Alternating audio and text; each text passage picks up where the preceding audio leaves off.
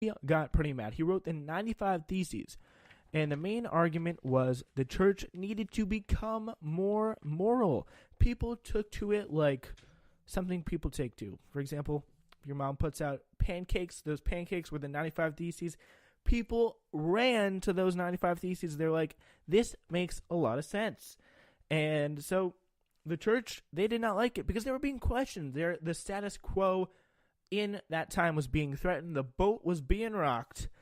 And they did not like. They excommunicated Luther. They burned all his books, all his writings down to the ground. And they tried to anyway. Because in response to a papal bull sent out ordering the excommunication and the subsequent trial of Worms, Luther stood by his work and refused to recant anything, which was pretty incredible because he went directly against the authority of the Pope, and the people who supported him, especially in places like Germany, they were so happy with him. They were like, my hero, I love this man. He's one of the best. And the peasants revolted in 1525, and this was actually for quite a long time. The Treaty of Augsburg eventually went on to take place, in which people or rulers were essentially allowed to decide whether or not they wanted to become or depart from the Catholic faith and become Protestant, which was the Luther approach. Anyways, so yeah, that is something they did quite. That's something they viewed as quite a victory. It was a long struggle to get there. The priest kind of had, the lords kind of had a negotiation with the emperor, and the emperor said, "Okay, fine." They came to this negotiation. They came to this agreement, and that was a very big deal. But that took a lot of peasants revolting almost for a decade. And Luther, he had to, if you remember the long movie some of you may have watched in Global. He had to be kind of excommunicated. The German prince kind of had to scoop him up to save him from the Pope, who was really out for blood. And in that time, he translated the Bible into German. He wrote wrote the New Testament in German. And he was like, the people need to understand the Bible for themselves here. And yeah, the peasants revolt. Luther gets very mad. He said of the peasants that they were murderers and thieves because they were just attacking everyone. Obviously, God not condoning violence, Jesus not condoning violence, so he was kind of in the right there. You can't use violence to solve all your issues. Violence, never the answer. So he came out against that. Then the Treaty of Augsburg took place, and then the idea of Protestant Christianity was more broadly accepted. Another part of the Protestant faith was in Switzerland, where John Calvin, a quiet boy, he grew up to study law and philosophy in the University of Paris. He was influenced by the French followers of Luther. He was like, hey, this Luther, this Protestantism, this moral Christianity, it's pretty cool. And after his mentor was killed in a big war between the Roman Catholic Church and the Swiss Protestants, he led the Reformation in Switzerland. He founded a theocracy. When Calvin arrived in 1540s, Geneva was a self-governing city. He and his followers ran the city according to very strict rules. Everyone attended religion class. No one wore bright clothing or played card games, and no fun at all. Authorities would imprison, excommunicate, or banish anyone who broke those rules. Anyone who preached different doctrines might be burned at the stake.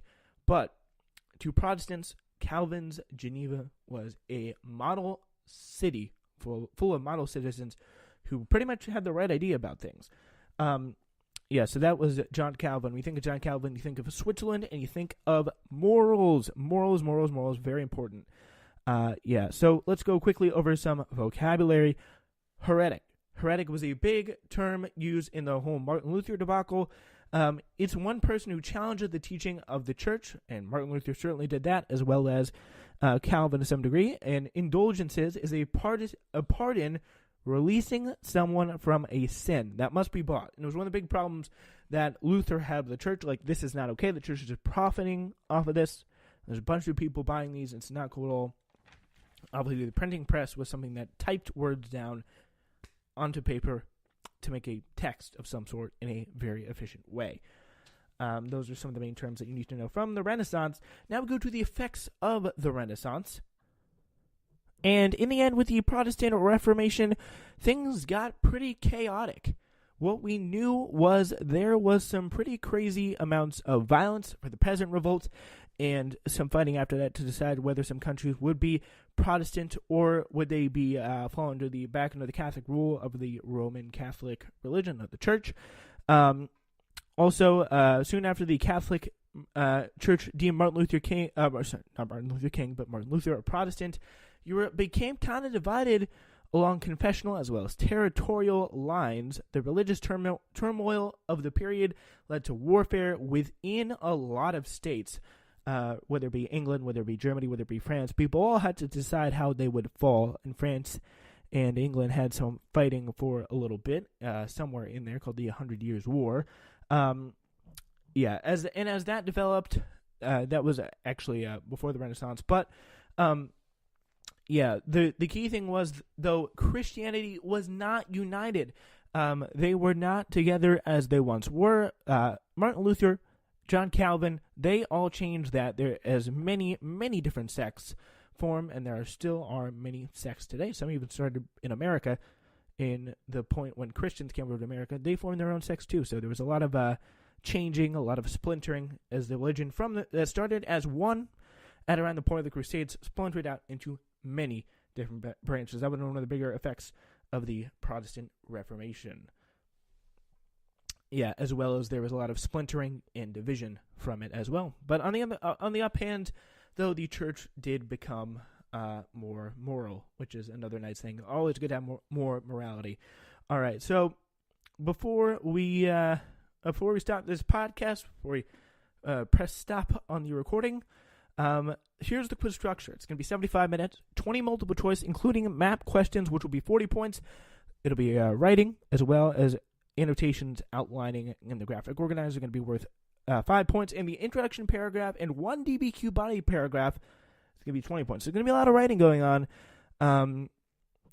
So there is that to look forward to. You're going to have to talk about England, the Frankish Kingdom, the Holy Roman Empire, Italy, Florence, Rome, Paris, the Caliphate of Cordoba, which is Spain, France, Netherlands, Byzantines, Constantinople, Scandinavia, the Pyrenees, which are a mountain range in the France area, the France-Spanish area, also the Black Sea, North Sea, Mediterranean Sea, and Atlantic Ocean.